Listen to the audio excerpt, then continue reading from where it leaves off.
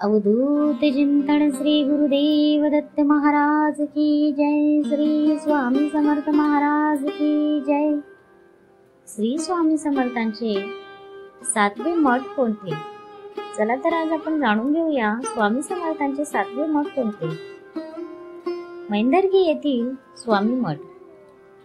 मैंदर्गी येथील मुसलमान जमादाराला स्वामी कृपेने त्याचा हरवलेला कैदी मिळाला व नवसाप्रमाणे तो नोकरी सोडून स्वामी सेवेत रुजू झाला।